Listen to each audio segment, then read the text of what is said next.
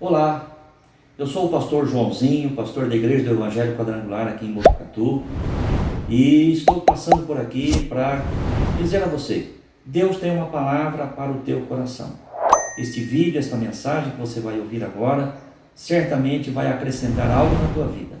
Espero que ela fale realmente com você, seja uma palavra transformadora que possa te levar mais perto de Deus. Que Deus te abençoe.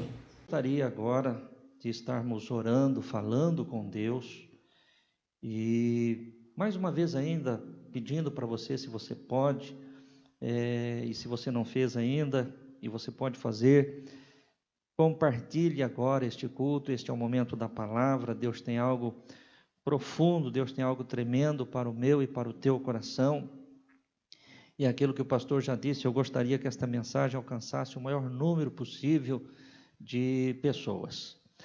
Feche os teus olhos, vamos falar com Deus agora. Santíssimo Deus, querido Pai, Pai de nosso Senhor e Salvador Jesus Cristo, cantamos louvores, adoramos o Teu nome, sentimos a Tua doce presença conosco, Pai, aqui neste templo, assim como também certamente em cada lar, em cada lugar, onde agora, Senhor, os Teus filhos estão conectados a este culto, ligados ao trono da graça. A Tua santa e gloriosa presença tem sido conosco, e nós pedimos, permaneça, Senhor, através do Teu Santo Espírito. Ó Deus, em especial agora que nós precisamos ouvir a Tua voz, desejamos ouvir aquilo que o Senhor tem para falar ao nosso coração. Que eu seja apenas um canal, ó Deus, um instrumento através de quem o Senhor venha falar conosco aquilo que é o Teu querer e aquilo que é a Tua vontade. Abra o nosso entendimento, ó Deus, nos dê compreensão e nos leve ao centro da Tua vontade, em o nome de Jesus. Amém.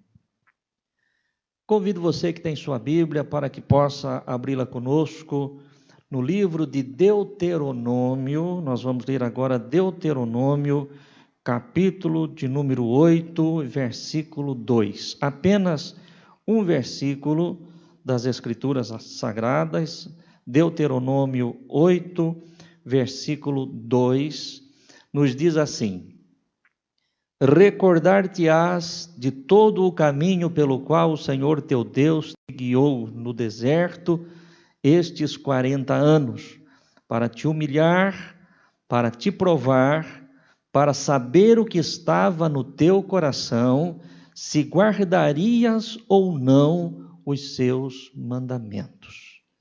Quero repetir esta leitura porque é muito importante nós entendermos isto. Deuteronômio 8, 2. Recordar-te-ás de todo o caminho pelo qual o Senhor teu Deus te guiou no deserto estes 40 anos. Com que propósito? Diz aqui o texto: para te humilhar, para te provar, para saber o que estava no teu coração, se guardarias ou não os seus mandamentos. Eu quero iniciar esta palavra, esta mensagem desta noite, aquilo que Deus colocou no meu coração, falando a respeito de 3 pontos que é fundamental que nós tenhamos pleno conhecimento disso, para que nós tenhamos bom entendimento e boa compreensão acerca da palavra. A primeira coisa que nós temos que entender, que nós temos que pensar, é que Deus não é o causador do mal, Deus não é o agente do mal, As coisas ruins que acontecem, ou as coisas que não nos são agradáveis, as coisas que não nos são favoráveis, não é porque Deus fez, não é porque Deus fez. Às vezes, algumas pessoas, por falta de conhecimento, de entendimento, têm esse tipo de questionamento. Mas por que Deus fez isso? Por que Deus... A palavra de Deus ela é muito clara, A palavra de Deus diz que no Senhor nosso Deus não há treva alguma, Não há trevas no Senhor nosso Deus. E a mesma palavra diz que as boas dádivas, as boas coisas, vêm para nós do Pai das luzes, que é exatamente o Senhor nosso Deus. Então, a primeira coisa que é preciso que nós tenhamos no coração é que Deus não é o causador de nenhum mal que vem sobre nós, não é? Deus não é o agente de nenhum mal que possa nos acontecer.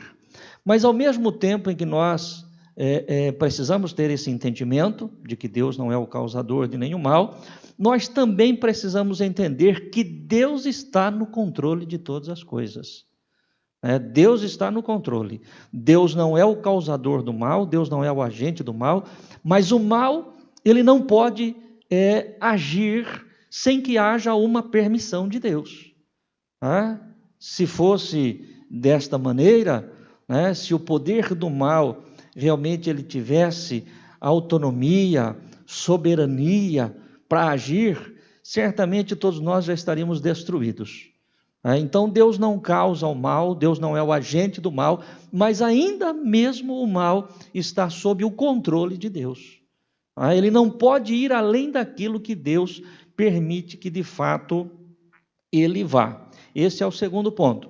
E o terceiro ponto que eu quero que você também compreenda é que existe um propósito para todas as coisas, mesmo para o mal, mesmo para aquilo que não nos agrada, mesmo para aquilo que não alegra o nosso coração, existe um plano, existe um propósito de Deus. Então Deus não é o agente do mal, Deus não é o causador do mal, mas Deus tem o controle e Deus tem um propósito. Ainda, além desses 3 pontos, que são fundamentais para a nossa vida cristã, para nós entendermos tudo aquilo que nos cerca, tudo aquilo que nos rodeia no nosso dia a dia, existe também um outro ponto ainda que eu quero salientar aqui nesta noite. É que não existe necessariamente a obrigatoriedade de que haja algum pecado para que realmente o mal possa alcançar a qualquer um de nós. Também existe às vezes este equívoco no meio dos filhos de Deus, achando que se algum mal sobreveio a um irmão, se algum mal sobreveio a um crente, é porque certamente ele está em pecado, ele está em falha, e é por isso que aconteceu isso, é por isso que aconteceu aquilo. Não necessariamente. É verdade que muitas coisas na vida de qualquer pessoa pode sim ser consequência de pecado, mas isto não é uma lei, isto não é uma regra. Não podemos atribuir todas as coisas desagradáveis que possam acontecer, ou todos os problemas, ou todas as dificuldades que qualquer um de nós, ou qualquer irmão, qualquer cristão possa ter, nós não podemos atribuir isso a um pecado, não podemos atribuir isso a uma falha. Tanto é verdade que quando nós olhamos para as Escrituras Sagradas, nós vamos observar que Jó, ele foi afligido sem causa. Não houve pecado na vida de Jó para que levasse Jó a todo o sofrimento pelo qual ele passou, a todas as perdas pelas quais ele passou. Ao contrário disso, quando nós olhamos nas Escrituras Sagradas, nós vamos ver isso em Jó, capítulo 1, versículo de número 8, que o próprio Deus dá testemunho acerca de Jó. O próprio Deus fala, está registrado nas Escrituras quem era Jó. Jó, diz o texto sagrado, que ele era um homem sincero, reto, temente a Deus e que desviava-se do mal. Então, se Jó, e o próprio Deus é quem declara isso, não é Jó que se autodeclara um homem sincero, reto, temente a Deus e que desviava-se do mal. Não eram os amigos de Jó que falavam isto acerca dele. Não, Jó é um homem sincero, Jó é um homem reto, Jó é um homem temente a Deus. Não. Esse testemunho da sinceridade de Jó, esse testemunho da retidão de Jó, esse testemunho do temor de Jó, e que Jó desviava-se do mal, vem do próprio Deus. Vem do próprio Deus. O próprio Deus é quem declara. E, no entanto, o próprio Deus, ele permitiu que o mal viesse sobre Jó. Porém, nós temos que entender, e aquilo que eu já disse há pouco, né? Deus não é o causador, mas Deus tem tudo sob controle, e o poder do mal, ele não pode ir além daquilo que Deus permite. Embora Deus tenha permitido o mal sobre a vida de Jó, Deus estabeleceu limites. Deus estabeleceu limites. Quando Satanás trouxe diante de Deus, conforme a declaração do Senhor aqui, diante da declaração do Senhor, que Jó era sincero, era reto, temente a Deus, que desviava-se do mal, Satanás vem com uma insinuação. É claro que Jó é fiel, é claro que Jó é temente. O Senhor o cercou de toda sorte de bens, tudo na sua vida vai bem, tudo prospera, tudo que ele coloca às suas mãos é abençoado. Tira tudo isso dele, disse Satanás a Deus, e veja se ele não vai blasfemar na tua face, veja se ele não vai blasfemar na tua presença. E então Deus permite o mal na vida de Jó, porém Deus estabelece o limite. Deus estabelece o limite.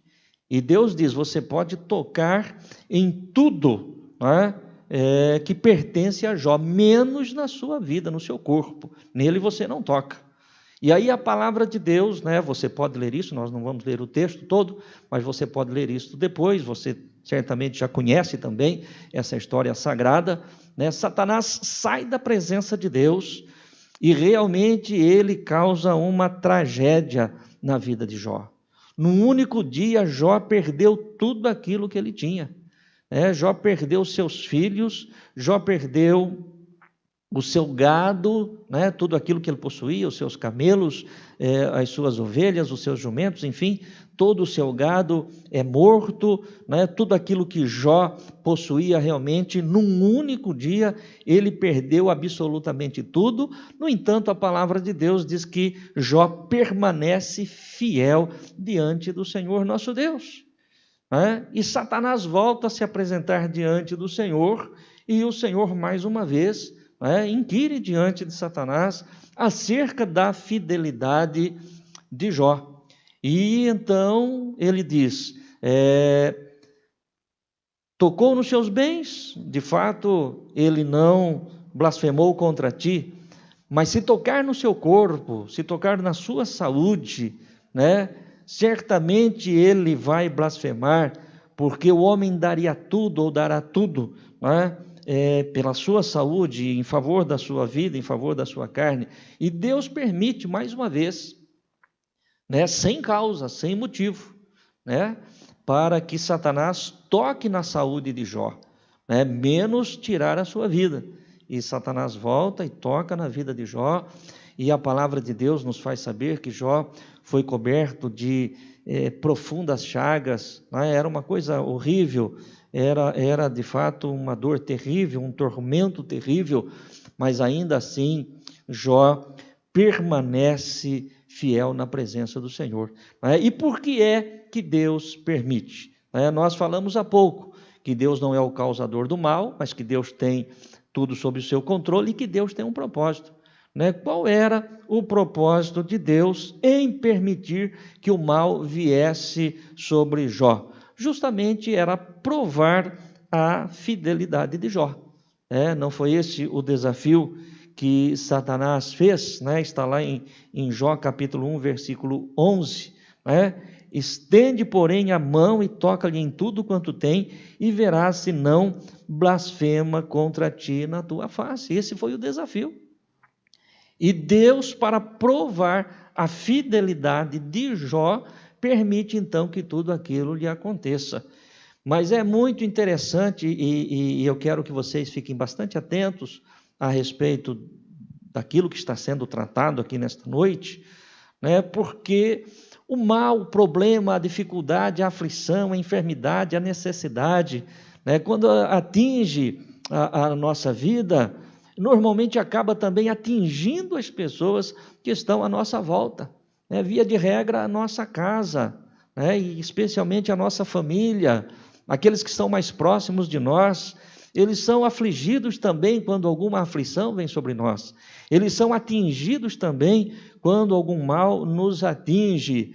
E aí nós vamos ver, né, a mulher de Jó, né, porque ela também perdeu seus filhos. Quando a palavra de Deus diz que morreram-se os filhos de Jó, é claro, morreram-se os filhos de Jó e da mulher de Jó. Quando diz que todo o rebanho de Jó, né, se perdeu, morreu, o prejuízo, a tristeza, a dor, não foi apenas para Jó, mas foi também para sua mulher. Quando houve a perda de tudo aquilo que aconteceu, tanto Jó quanto a sua mulher sofreram a mesma dor, sofreram o mesmo dano. Embora a enfermidade não acometeu o corpo da mulher de Jó, mas certamente na sua alma, nas suas emoções, ela sentia a dor, ela sentia a tristeza de ver o seu marido naquela condição.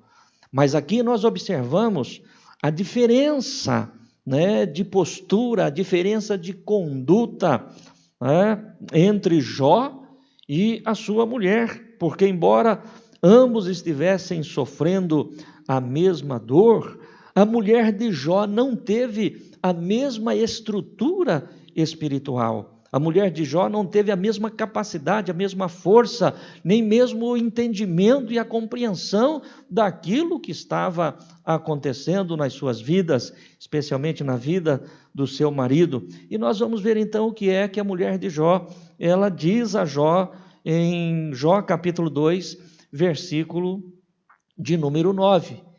Em Jó 2, 9, nós temos aqui a declaração da sua mulher, onde ela diz, a palavra do Senhor diz: então sua mulher lhe disse, ainda conservas a tua integridade? Amaldiçoa a Deus e morre. Veja bem, uma mesma situação, uma mesma circunstância, vivido dentro de uma mesma casa, e atitudes completamente opostas, atitudes completamente antagônicas. Quando a palavra de Deus nos diz que mesmo em todo o sofrimento, Jó não blasfemou contra Deus, Jó não pecou contra Deus, nós vemos aqui a sua mulher dizendo: escuta, com tudo isso que tem acontecido, você permanece fiel a Deus? Com tudo que tem acontecido, você ainda continua glorificando o teu Deus? Amaldiçoa esse Deus e morre de uma vez. Ao que Jó lhe repreende e diz: mulher, tu falas como uma louca, tu falas como uma doida, você não sabe exatamente o que está falando.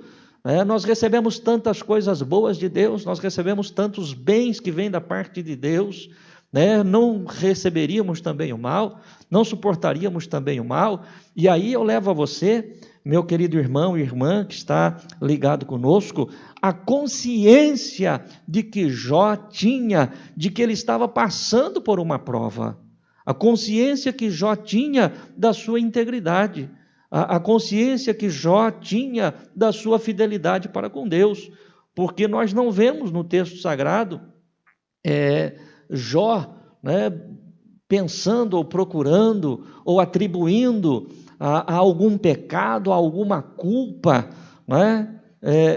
por aquilo que estava acontecendo. Por isso que ele vira-se para sua mulher e diz: não, nós não podemos pensar desta forma, pensar da maneira como você está pensando é loucura, porque é o mesmo Deus que nos abençoou, é o mesmo Deus que nos fez prosperar. A palavra de Deus diz que Jó era o homem mais rico do Oriente, era o homem mais poderoso do Oriente, não havia ninguém semelhante a Jó, mas ele tinha uma consciência de que aquilo que estava acontecendo, que era um mal e era um mal terrível, mas estava dentro de uma permissão divina, estava dentro de um cuidado, de um limite que Deus certamente havia estabelecido, e que Jó certamente no seu coração tinha a convicção de que havia um propósito de Deus em tudo isso. Por isso que quando nós vemos Jó capítulo 1 e versículo de número 22, está dito que em tudo isto Jó não pecou, nem atribuiu a Deus falta alguma. Em tudo isto o quê? Em todas as perdas. a morte dos seus filhos, a morte dos seus rebanhos, a destruição do seu patrimônio, tudo aquilo que havia acontecido. A palavra de Deus diz que Jó não atribui a Deus falta alguma. Isso é maravilhoso, e eu fico pensando, o Senhor me deu esta palavra neste dia para estar compartilhando com a igreja, estar compartilhando com os irmãos. Por quê, irmãos? Porque nós estamos vivendo dias de aflição. Todos nós estamos vivendo dias de aflição. Alguns talvez mais intensamente, talvez outros com menos intensidade, mas todos os dias, ou todos nós, temos vivido nestes dias, dias de aflição, um tempo de aflição. Agora, a primeira coisa que nós temos que considerar é aquilo que já foi dito: não é Deus o causador do mal. Não é Deus o agente do mal. Mas tudo está no controle de Deus. Tudo está na permissão de Deus. E este mal, ele vai até onde Deus permitir que ele vá. Ele não vai ultrapassar os limites que Deus certamente estabeleceu, ou vier a estabelecer. E que certamente Deus tem um propósito. Deus tem um propósito para com a humanidade, de uma forma geral. Deus tem um propósito, certamente, para cada nação. Deus tem um propósito para cada cidade. Deus tem um propósito para cada igreja. Deus tem um propósito para cada família. E Deus tem um propósito para cada pessoa. Nós é quem precisamos fazer a leitura correta, de qual é o propósito de Deus. A começar pela nossa vida. Cada um de nós em particular, olharmos tudo aquilo que está acontecendo e tudo aquilo que nós estamos padecendo nesses dias, e cada um de nós olhar para dentro de nós, e perguntarmos ao Senhor, perguntarmos e pedirmos ao Espírito Santo que nos faça entender: Senhor, qual é o teu propósito na minha vida? Qual é o teu propósito na minha vida, por conta daquilo que eu tenho passado, ou por conta daquilo que eu estou passando, ou mesmo por conta daquilo que ainda venhamos a passar. Senhor, qual é o teu propósito na minha vida? Senhor, qual é o teu propósito na nossa casa? Qual é o teu propósito na nossa família? Como pastor da igreja, eu tenho a responsabilidade de olhar para este tempo, e perguntar a Deus, perguntar ao Espírito Santo: Senhor, e em relação à tua igreja, a esta igreja, qual é o teu plano, qual é o teu propósito? Por quê, irmãos? Porque eu entendo que toda prova, toda luta, toda dificuldade, toda adversidade que nós passamos, ela é pedagógica. Deus tem algo a nos ensinar, ou nós temos algo a aprender, dentro de cada prova, não só desta que nós estamos passando agora, mas certamente de outras que nós já passamos, ou outras que nós venhamos a enfrentar. Nada é por acaso, nada é sem um propósito. Existe um ensinamento, uma pedagogia, em cada dificuldade, e nós temos que procurar saber. E louvado seja Deus, porque nós observamos que há pessoas, graças a Deus por isso, que há pessoas que realmente elas aprendem com as provas, elas aprendem com as lutas, elas aprendem realmente com as adversidades. Infelizmente, há outras que não aprendem nada, A luta vem, o problema vem, a dificuldade vem, e para ela aquilo ali não trouxe ensinamento algum, embora o propósito é de ensinar, mas a pessoa não consegue captar, absorver os ensinamentos daquilo que está acontecendo.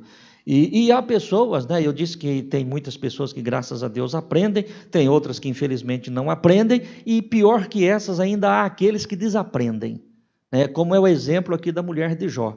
A mulher de Jó, além de não ter aprendido nada, ela ainda desaprendeu, porque se no mínimo ela tivesse ficado calada, ela já teria feito uma grande coisa. Certamente não deveria ser esta a postura da mulher de Jó, enquanto mulher, enquanto esposa. Aliás, a própria palavra de Deus nos faz saber, e aqui nós falamos com as irmãs, com as mulheres, que a mulher sábia edifica a sua casa. Ou seja, em meio à luta, em meio ao problema, em meio à dificuldade, em meio à necessidade, é claro que o homem é o cabeça, o homem é o sacerdote do lar, mas a mulher ela tem um trabalho, ela tem um papel fundamental, na edificação do lar, na edificação da família. Então, o correto certamente seria a mulher de Jó estar orando por ele, estar intercedendo por ele, estar encorajando, estar animando, fortalecendo a sua alma. Mas já que ela não teve esse entendimento, então ao menos tivesse ficado quieta, não tivesse falado absolutamente nada. Não aprendeu, mas também não havia desaprendido. Mas infelizmente a postura dela foi realmente a postura de quem não entendeu nada e desaprendeu até o que sabia, porque o seu conselho foi para que o seu marido amaldiçoasse a Deus e morresse.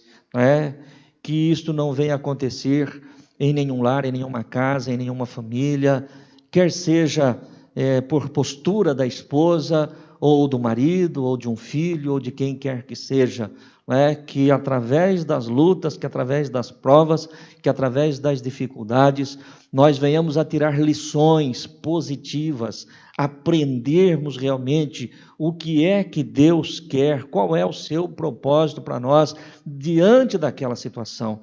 Eu quero repetir aqui uma coisa que todos os irmãos já sabem, mas que nunca é demais nós reforçarmos: nada é por acaso, nada é por acaso. O que está acontecendo hoje no mundo todo não é por acaso. Deus tem um propósito, e o propósito é que nós tiremos lições positivas de tudo isso que está acontecendo. E aquilo que eu já falei também, e cada um de nós em particular, buscar de Deus, o que é que o Senhor tem para a minha vida, para a minha casa, para esta igreja, o que é que o Senhor tem para a nossa cidade, o que é que o Senhor tem para a nossa nação, qual deve ser a postura da tua igreja para com esta cidade, a partir desta pandemia, depois que passar isto, qual deve ser a postura da tua igreja para com esta nação, tirarmos lições positivas de tudo aquilo que tem acontecido. Quando nós olhamos para a vida de Jó, eu disse aqui que a mulher de Jó, além de não ter aprendido, ainda desaprendeu. Mas e Jó? Um homem reto, um homem sincero, um homem íntegro, um homem fiel a Deus, um homem que não blasfemou contra Deus, um homem que não abriu a sua boca, não pecou, não atribuiu a Deus falta alguma, mal algum, conforme nós já vimos. O que é que Jó realmente aprendeu? O que é que ele tirou para a sua vida?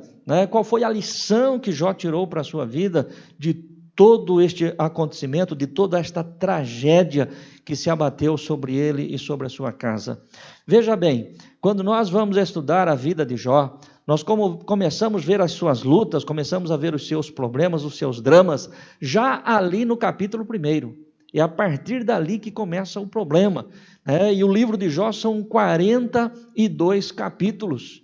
E durante esses 42 capítulos, nós vamos ver Jó na sua luta, na sua angústia, na sua aflição, não só por aquilo que havia lhe acontecido, mas por aquilo que lhe sucede depois, através dos seus amigos, que também não tinham entendimento e compreensão, e assim a dor de Jó vai sendo acrescida, vai sendo aumentada, e nós vemos esta angústia tomando conta do seu ser durante todos os 42 capítulos praticamente, ou pelo menos 41 capítulos deste livro, o livro de Jó. Mas quando nós chegamos em Jó, capítulo de número 42, que é o último capítulo do livro de Jó, nós vamos então ver qual foi a lição que Jó aprendeu de tudo aquilo que ele havia passado. Está lá em Jó capítulo 42, versículo de número 5.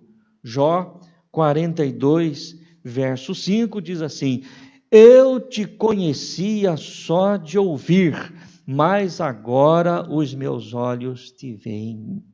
Veja bem que coisa maravilhosa, Eu creio que, em outras palavras, Jó, aqui neste capítulo 42, ele estaria dizendo o seguinte: Senhor, eu te agradeço pelas minhas lutas, te agradeço pelas provas, te agradeço pelas dificuldades, porque embora eu fosse um homem tão rico, embora eu fosse um homem poderoso, e fosse também um homem sincero, um homem reto, um homem temente a Ti, embora eu fosse um homem que desviava-me do mal, mas até então, Senhor, as minhas experiências contigo eram experiências apenas de Te ouvir falar. Mas agora nesta luta, nesta prova, nesta adversidade, nesta tribulação, em toda esta tragédia, Senhor, a minha comunhão contigo, ela se estreitou. O meu conhecimento a teu respeito, ele aumentou profundamente, porque antes eu te conhecia só de ouvir falar, hoje os meus olhos te veem. Então veja bem que coisa maravilhosa, não é? Que Jó soube tirar, não é? Desta luta, deste problema, desta dificuldade, desta tragédia, né? Podemos dizer, ele pôde tirar lições positivas. Ele aprofundou a sua intimidade com Deus, ele aprofundou a sua comunhão com Deus, ele estreitou o seu relacionamento com Deus. E isto que é importante. Jó cresce no seu relacionamento e na sua intimidade com Deus.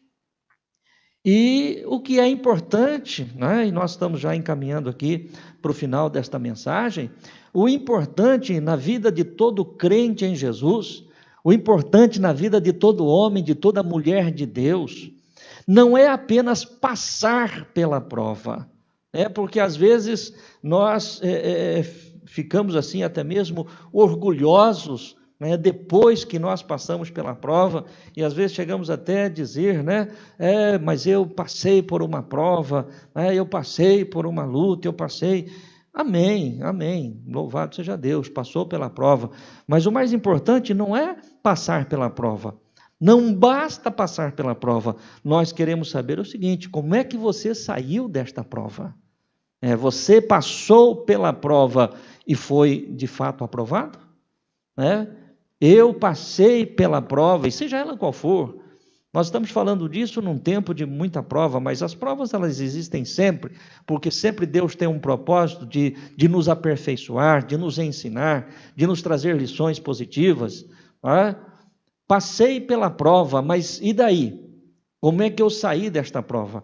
É a mesma coisa, de repente, de nós conversarmos aí com um jovem que ele vai prestar um vestibular, e ele presta vestibular para 3, 4 faculdades importantes, Eu prestei vestibular lá para a Unicamp, eu prestei vestibular para a USP, fui prestar vestibular para a Unesp ou para qualquer outro lugar. Que coisa maravilhosa! Você então prestou provas para 3, 4, 5 faculdades? Sim, tremendo.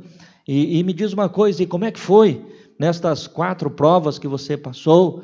Como é que foi? Qual foi o resultado? É o seguinte, eu não passei nenhuma, fui reprovado em todas. Então, o que resolveu? Passou por 3, 4 vestibulares, passou por 3, 4, 5 provas, mas não foi aprovado em nenhum. Então, isso aí também não traz nada de positivo. O positivo é quando eu passo por uma prova, o positivo é quando você passa por uma prova e saímos aprovados dela. Saímos aprovados, porque você passar pela prova para sair reprovado, isso aí não traz nenhum benefício. Isso aí não é nada que possa trazer alegria para o nosso coração. Então veja bem, reforçando aqui, Jó passou pela prova, extraiu lições positivas para a sua vida, através da prova, da luta, dos problemas, das aflições, das dores pelas quais ele passou, aprofundou o seu relacionamento com Deus, aprofundou a sua intimidade com Deus, podendo dizer aquilo que nós já citamos aqui: Senhor, antes eu te conhecia de ouvir, agora os meus olhos te veem, agora o meu nível de conhecimento contigo, Senhor, cresceu durante esta luta. O meu nível de intimidade contigo cresceu durante esta prova. E por isso, irmãos, por isso, nós olhamos para dentro da palavra de Deus e vamos ver Jó dizendo, neste mesmo capítulo de número 42, que nenhum dos seus planos, Senhor, eu sei que nenhum dos seus planos podem ser frustrados. E vamos ver mais ao final deste capítulo de número 42, a palavra de Deus dizendo que o Senhor devolveu a Jó, retribuiu a Jó de forma duplicada tudo aquilo que Jó havia perdido. Jó reconquistou outra vez as suas propriedades, o seu patrimônio.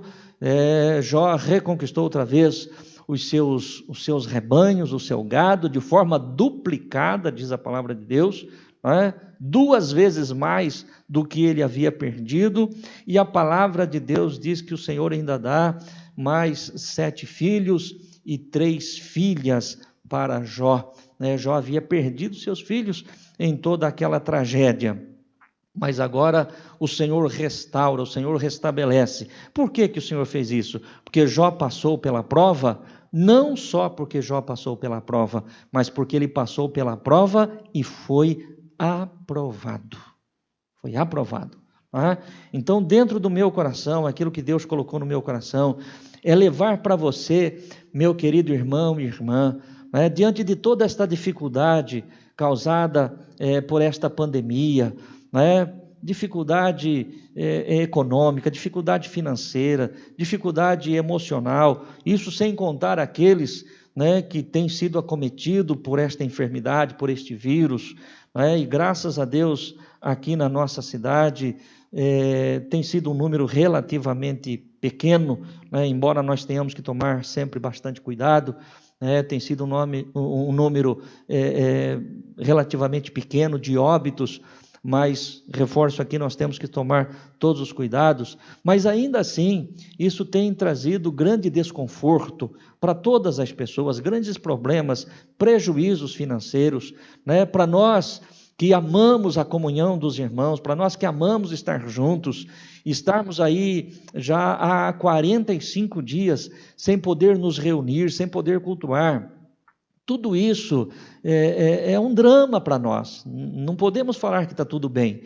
Todos os dias nós conversamos com pessoas pelas redes sociais e a pergunta é sempre a mesma: como é que você está? Está tudo bem? Como é que está a tua casa? Como é que está a tua família?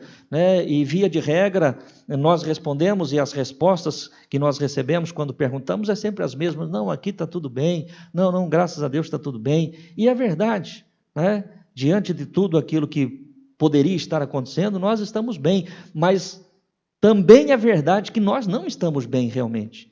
Nós estaríamos bem de fato se cada um estivesse trabalhando, se as empresas estivessem funcionando, se as igrejas estivessem abertas, se o povo estivesse reunindo, estivesse congregando, se as almas estivessem sendo alcançadas e batizadas conforme é o trabalho da igreja, conforme é o nosso propósito. Então, nós estamos passando pela prova, mas a questão é: como é que nós vamos sair dela? Já por vários cultos, eu me lembro de sempre batermos nessa questão. Como é que você vai sair desta prova? Como é que você vai sair quando tudo isso terminar? Como é que você vai estar? Qual é o teu nível? Agora eu falo das questões espirituais.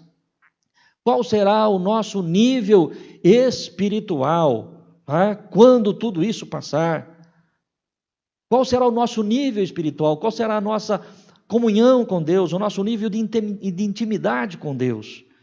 Vimos aqui dentro da mesma casa, Jó e sua mulher, Jó extraindo lições positivas, absorvendo realmente, entendendo realmente o propósito de Deus, aumentando a sua comunhão, a sua intimidade com Deus, subindo o nível de intimidade com o Senhor seu Deus. E, no entanto, a sua mulher, já citamos a declaração dela aqui. E eu e você, como é que nós estamos? Em que nível você se encontra? Em que nível eu me encontro diante dessa situação?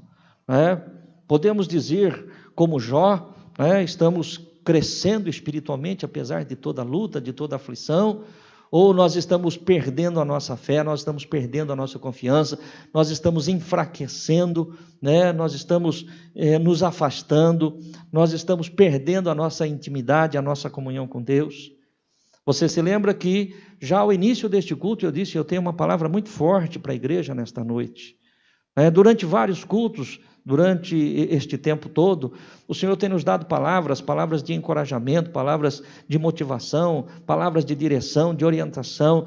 Mas aqui é uma palavra, meu querido irmão e irmã, para você refletir hoje como está o nível espiritual da tua vida.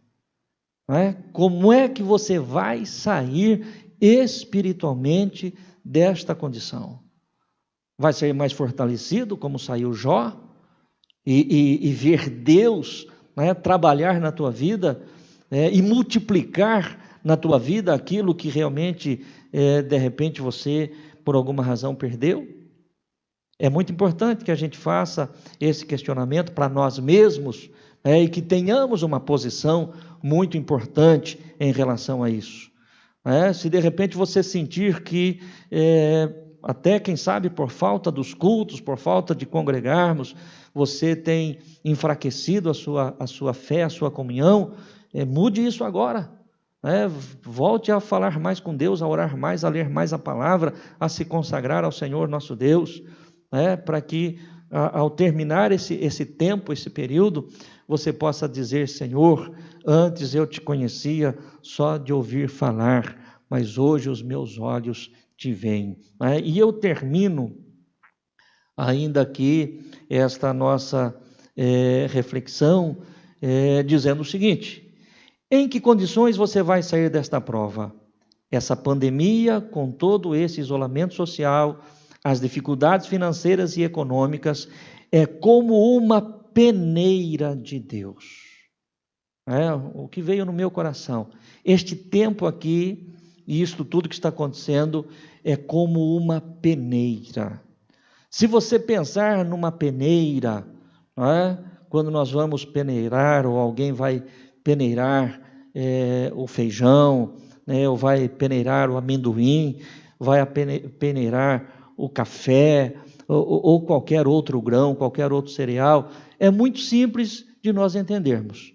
Aquele que está peneirando, ele faz o quê? Ele vai peneirar, e aquilo que tem peso permanece. A palha é levada pelo vento. Você consegue me entender? Complicado isto. Mas nesse peneirar, o que tiver peso permanece. Nesse peneirar, aquele que tiver vida com Deus, aquele que tiver comunhão com Deus, aquele que tiver intimidade com Deus, aquele que tiver peso, esse permanece. A palha, aquilo que não tem peso algum, ao soprar do vento, ela sai. E eu pergunto para você, meu querido irmão e irmã, em nome de Jesus Cristo, com todo o amor que eu tenho por todos vocês, hoje, diante de Deus, dentro desta peneira, você tem peso realmente para permanecer, ou de repente você já está sendo aí tocado pelo vento dos problemas, das lutas, das dificuldades, das necessidades. Que Deus tenha misericórdia de todos nós. E quero encerrar esta mensagem lendo o versículo que eu li na abertura desta mensagem. Talvez alguém diga: poxa, o pastor leu um versículo, mas não falou nada dele. Quero encerrar lendo para você Deuteronômio 8, versículo 2. Recordar-te-ás de todo o caminho pelo qual o Senhor teu Deus te guiou no deserto estes 40 anos, para te humilhar, para te provar, para saber o que estava no teu coração. Deus está desejoso de saber o que está no meu coração. Deus está desejoso para saber o que está no teu coração. Era o desejo do coração de Deus em relação aos filhos de Israel. E quando eles estão prestes a entrar na terra de Canaã, Deus chama Moisés e diz para Moisés falar com o povo: olha, vocês precisam se recordar de todo o caminho pelo qual o Senhor teu Deus te guiou no deserto esses 40 anos, para te humilhar, para te provar, para saber o que estava no teu coração, se guardarias ou não os seus mandamentos.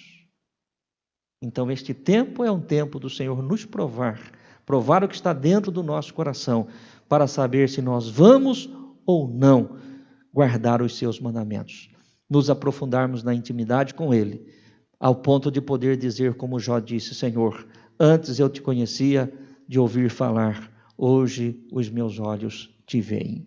Que esta palavra fique no teu coração, no nome de Jesus. Não saia daí, eu quero orar ainda pela nossa campanha. Estamos hoje na 6ª noite da campanha, nem praga alguma chegará à tua casa. Então, mais um minutinho, nós já estamos finalizando, em nome de Jesus. Oremos.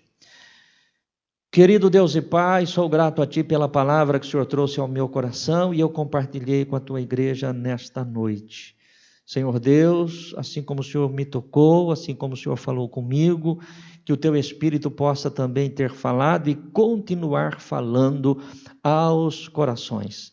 Senhor, nós sabemos que é um tempo de prova, sabemos que tudo está no Teu controle, sabemos que o Senhor tem um propósito, entendemos que o Teu propósito é provar o nosso coração e não queremos apenas passar pela prova, mas queremos sair aprovados. Querido Deus, neste tempo, Senhor, em que vemos todo este mal acontecendo, como uma peneira a peneirar, que nós tenhamos peso suficiente para permanecermos na Tua presença.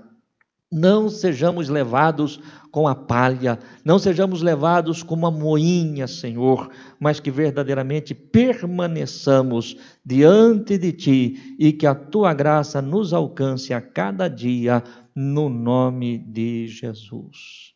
Amém. Quero mais uma vez convidar você para que nesta quarta-feira, às 20 horas, você esteja conosco. Mais um culto online, estaremos buscando a Deus, louvando a Deus, adorando a Deus, e uma palavra certamente de Deus para o nosso coração. No domingo, próximo domingo, segundo domingo do mês, é o domingo em que nós celebramos a ceia do Senhor. Então, mais uma vez, nós estaremos celebrando a ceia da forma como nós celebramos o mês passado, né? Você vai preparar o teu cálice, o teu suco da videira, você vai preparar o teu pão, para que no momento do culto nós tenhamos aqui um momento de consagração, de ministração. Então não deixe esta semana, né, de se ocupar com isso, deixar tudo prontinho, tudo preparado para o próximo domingo, nós estarmos juntos celebrando a ceia do Senhor. Lembrando também que domingo que vem comemora-se o Dia das Mães. Nós tínhamos um planejamento, uma programação de um culto todo especial, conforme nós costumamos fazer todos os anos, mas este ano, por conta de tudo o que tem acontecido, não vai acontecer este culto desta forma. Mas eu estarei aqui orando por cada mãe, estarei aqui abençoando cada mãe, e com certeza será um culto maravilhoso também, domingo que vem, às 19 horas, celebração da Ceia do Senhor e uma homenagem especial a todas as mães, no nome de Jesus. E domingo, mais uma vez lembrando, eu estarei aqui na igreja domingo que vem, das 9 ao meio-dia, e depois nós estaremos aqui das 14 às 16 horas. Domingo das 9 às 12 e das 14 às 16, para receber o teu dízimo, a tua oferta e as primícias do teu alimento. Importante a respeito das primícias.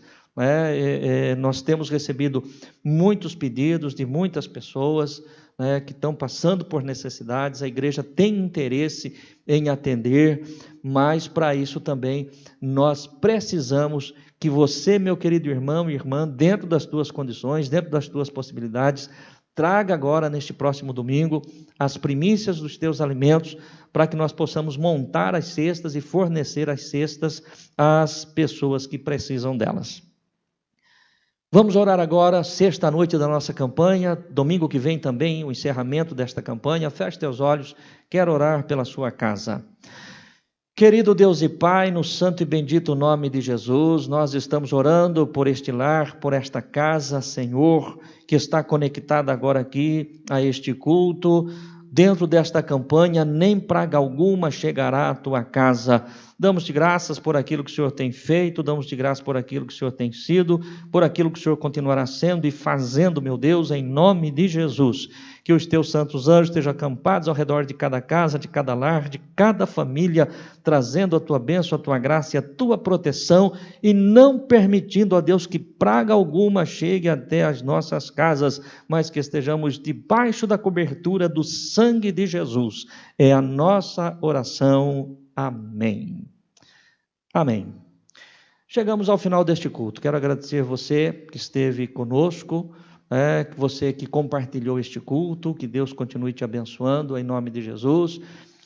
Guarde esta palavra que você recebeu, faça uma reflexão, calma, tranquila e verdadeiramente proponha no teu coração sair deste tempo de luta, de prova, aprovado em nome de Jesus.